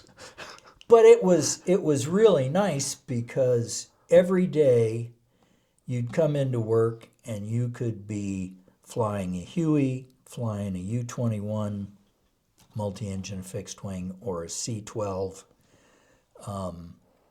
which is a B-200. And you went all over the country. You could be doing sling loads for the Park Service. it was just a variety of missions that had meaning, and you got to do something fun. Then I got orders TDY to California for a system that was being developed there. It was a military intelligence aircraft, and which was the RC-12H. And then from We're still flying a variant of that, aren't we? Still to this day? Yeah, they've got them. I think they're up to like KM, Okay. who knows. But which was essentially a B-200, which had a max gross, I think, of 12,500 pounds, and we're flying them at 16,000 pounds. Of course. So we're back to overgross again. And then we took those aircraft and we flew them from California to Korea across the Pacific, that was actually a lot of fun. We flew up through Washington to Anchorage, out to Adak, Adak to Midway, Midway to Wake, Wake to Guam. Guam, we were supposed to go direct to Tokyo, but when I was doing the flight planning, I noticed we flew right across the top of Iwo Jima. Said, I gotta see where John Wayne got killed. So we landed at Iwo Jima for fuel, which we didn't really need. And it's like stopping off in Brunswick, Maine to do maintenance on board the aircraft, but you're just loading up the aircraft with lobsters. Yeah. I've never done that. No. But anyway, so we're there. The only people on the ground on Iwo Jima are the Japanese. So they got the island back completely. And this pisses off older Marines severely. I'm aware. So, and I'm standing there on the flight line, and I'm looking at Mount Suribachi, and I thought, I could walk up that in 5 minutes. But then there's not 20,000 guys shooting at me while coming I'm out doing of tunnels, flamethrowers, right, machine gun fire. But it was totally unimpressive. I mean, in the films that you see, it looks like a mountain, but it's just a low hill. It's a cinder cone. So from there we flew to Tokyo into Korea. I flew military intelligence missions in Korea for a year.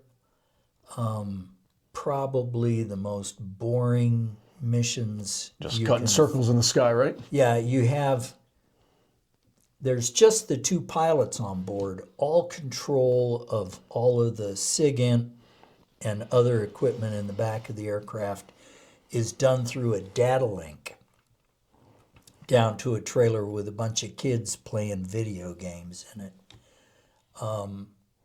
So then I came back to Fort Bliss, and by then all the helicopters were gone. The U-21 was gone. All we had was the King Air.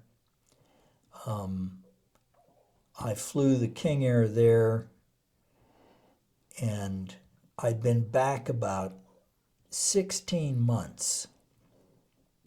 And my wife said, let's go to Europe one more time. Can you do that? And I said, I'll call and ask. So I called up Department of the Army, and they said, well, no, you can't go to Europe. And I said, look, I can go as a Huey guy, as an OH-58 guy, as a Cobra guy, as a Cobra guy, C-12 guy, a C-12 guy, a U-21 guy, an MI pilot. I don't care. And I could do any of those. And he said, no, but I'm glad you called because I'm cutting orders on you.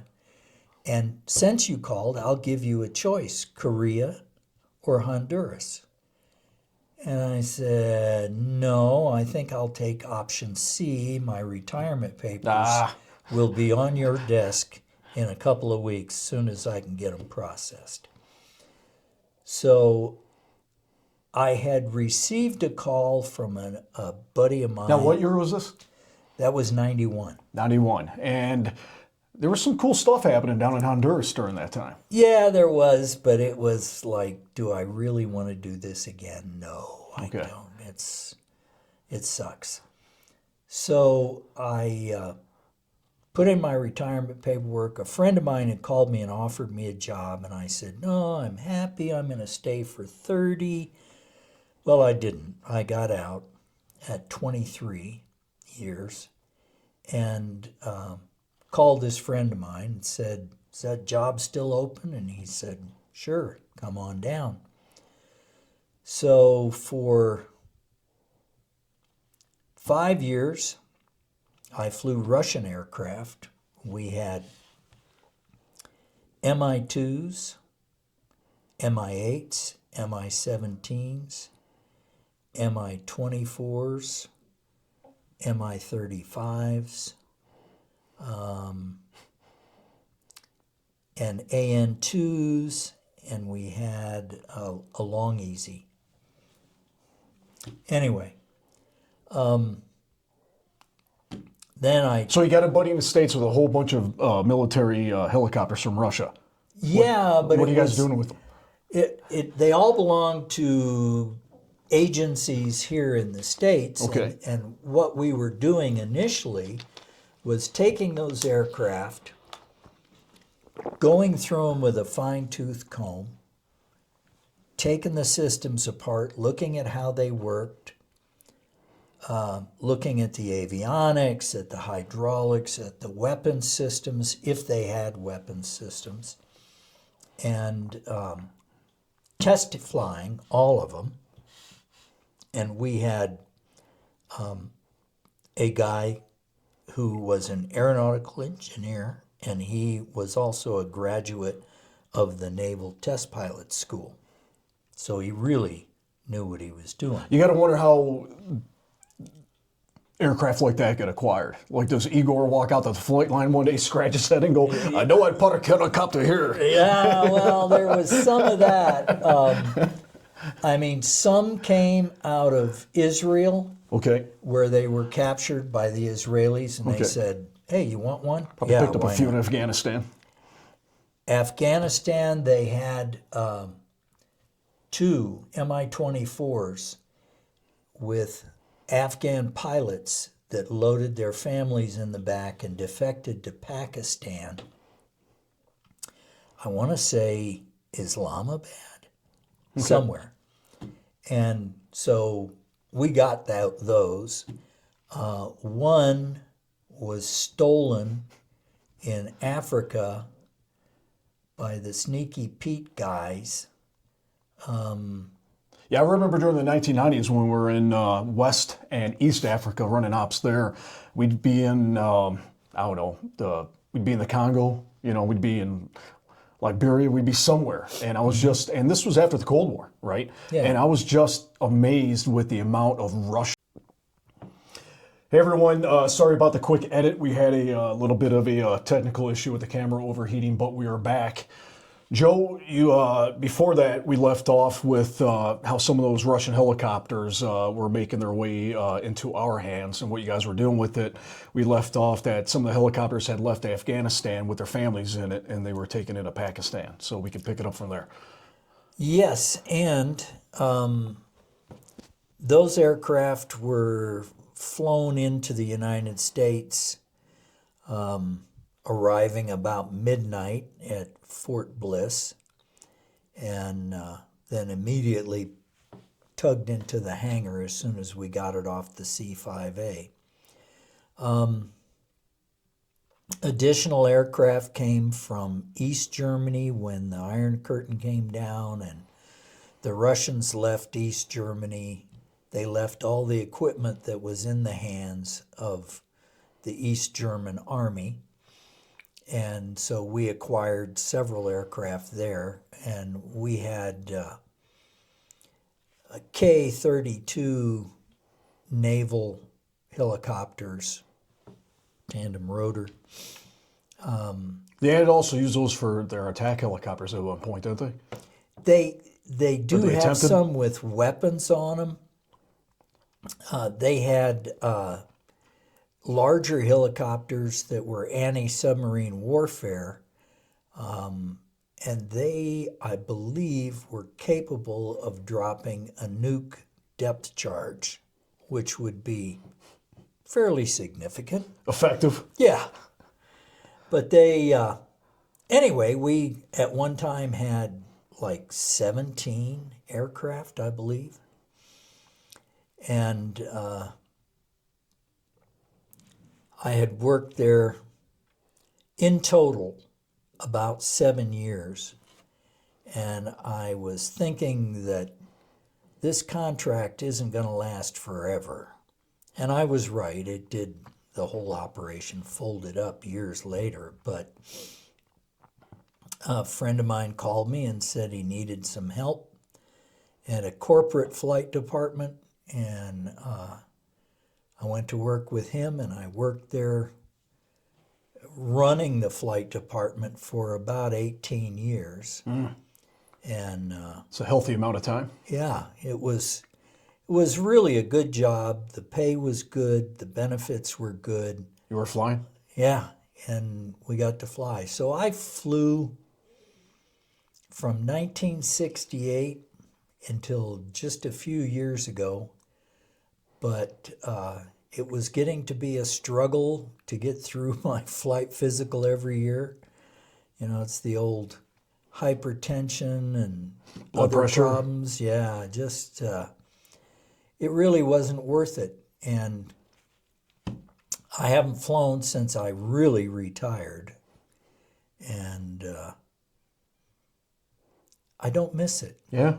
No, I Yeah. don't. And it's really strange that I would have spent all that time flying helicopters and foreign helicopters and props and turboprops and jets. I even flew, well, some of the aircraft, we had 3 Russian fixed wing AN-2s, biplane, Yeah. big biplane, great aircraft. That would have been fun as hell to fly. Oh. My God, flying an old Russian biplane. Just probably the finest bush plane that's ever been built.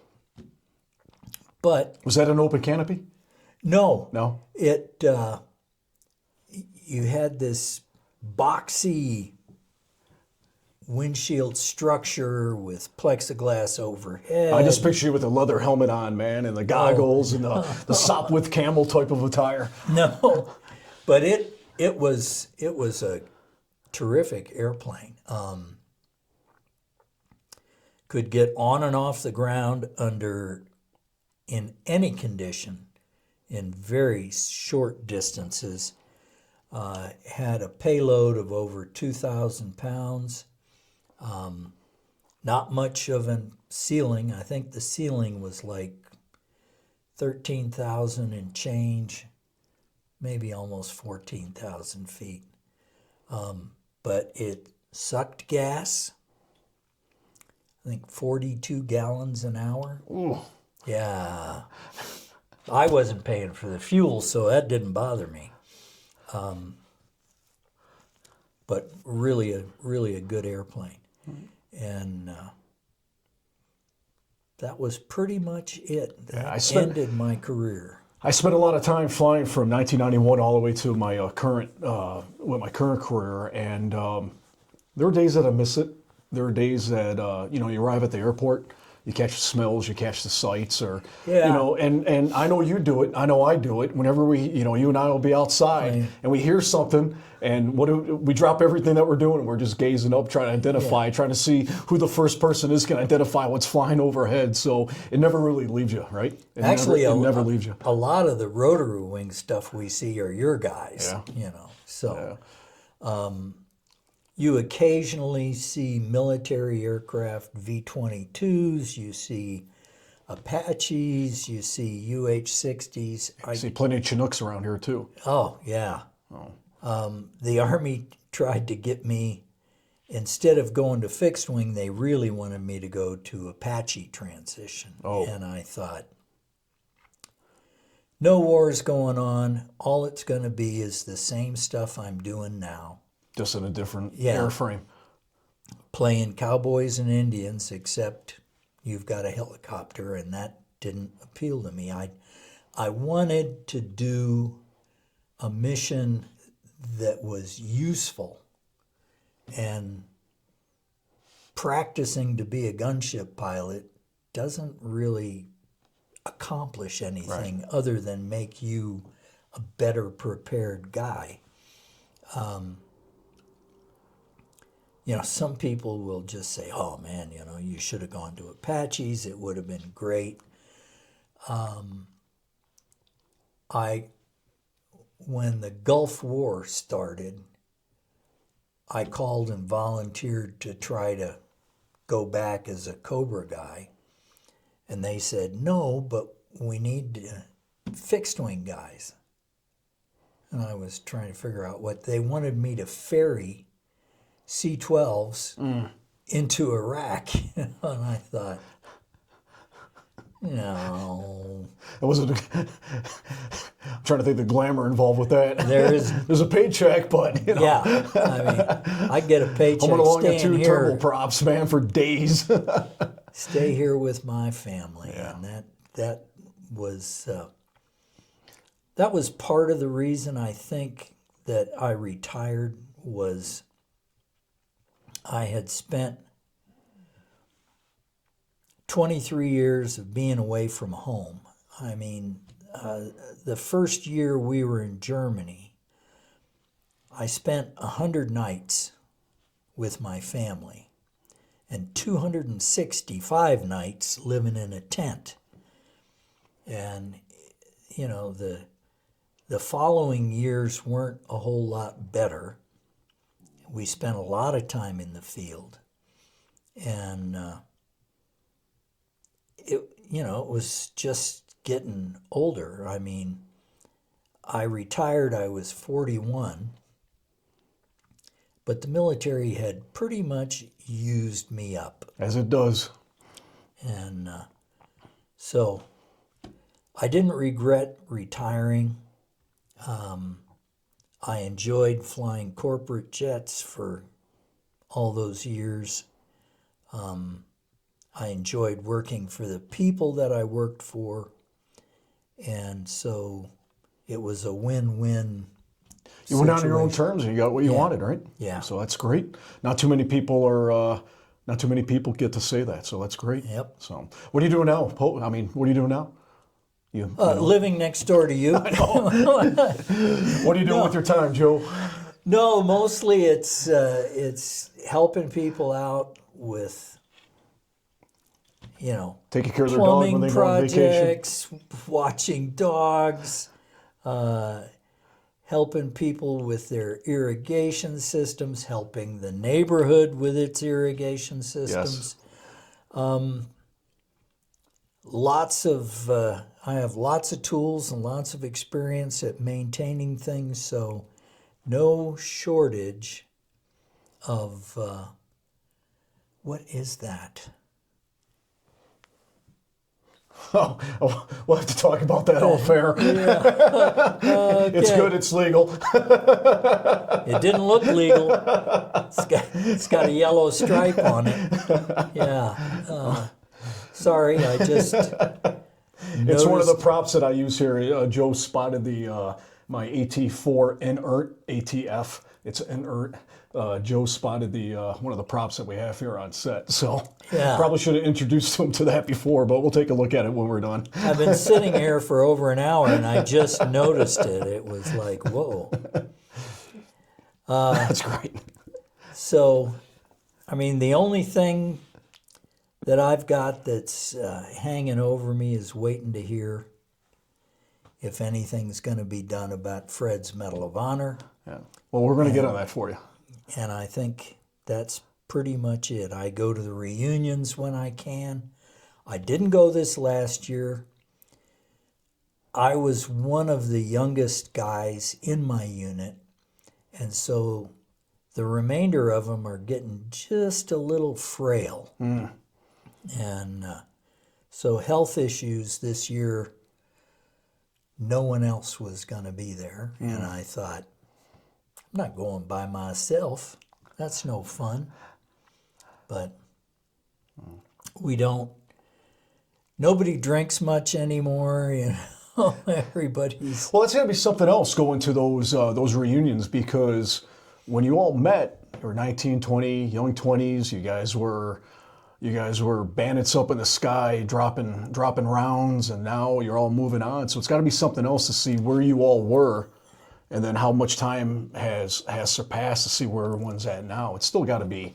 Just have those memories, looking back at someone, and we're all gray, we're all older, and just remembering what we all were, or what you all were. Yeah, it's we have a lot of fun, and it's. And those stories probably get stretched out a little bit more too as time goes on, right? Guys get carried away, but a lot of it is remembering guys we lost, because in my unit we lost a lot of guys,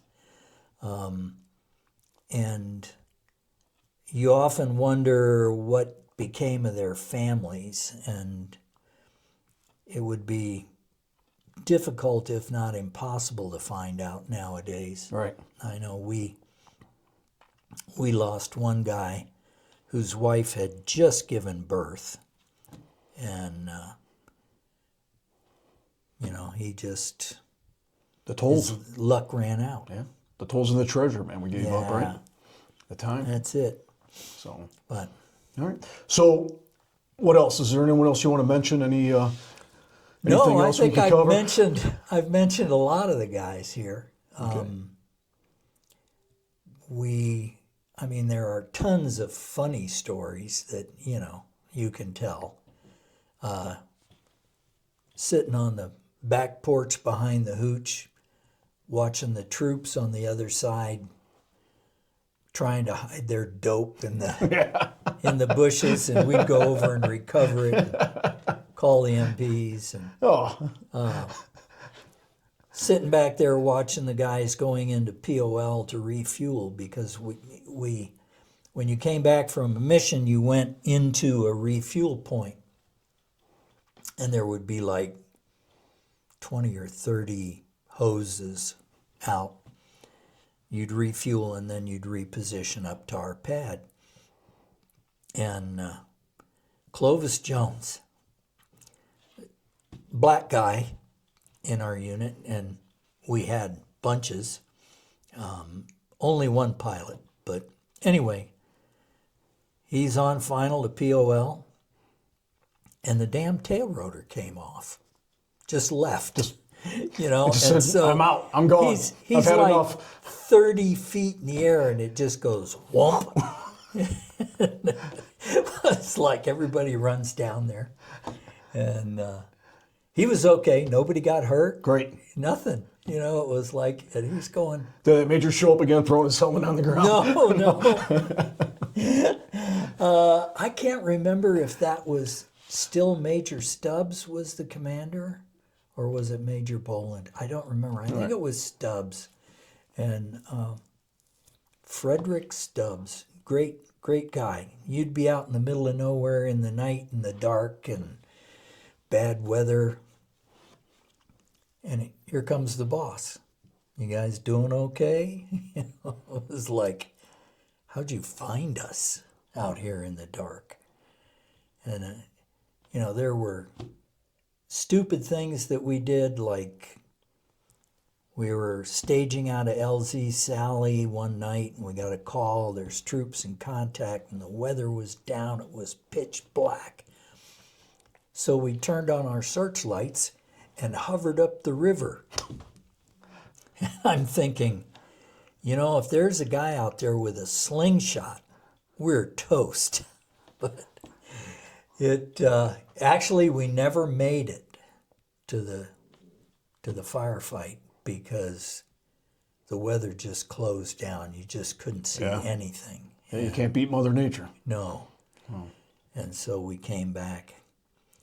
And the only other thing I remember about LZ Sally was getting ringworm Oh, from filthy cots and blankets that we were using. That was great. good times. Yeah, it was great times. I want to, this has been an honor. I mean, we've been talking to each other, telling bullshit war stories back Yeah, and forth well, for it's years. So always for you to fun. be here at the here in studio with me today, sharing this and preserving this, it means the world to us, man. So thanks, Joe. Thank you. So, all right, everyone, that is it. Thanks for checking out the Not So Special Forces podcast. I want to thank Joe for sharing his time with us today and these amazing stories. I'm going to ask you all to help support the Miles Gregarius Foundation. If you can like and subscribe to our channel, tell all of our friends about it. Share this video, please. And that's it, Joe. We are feet dry. We are returned to base. Thanks, everyone. Squad 7 vehicle are taking fire on primary and secondary positions requesting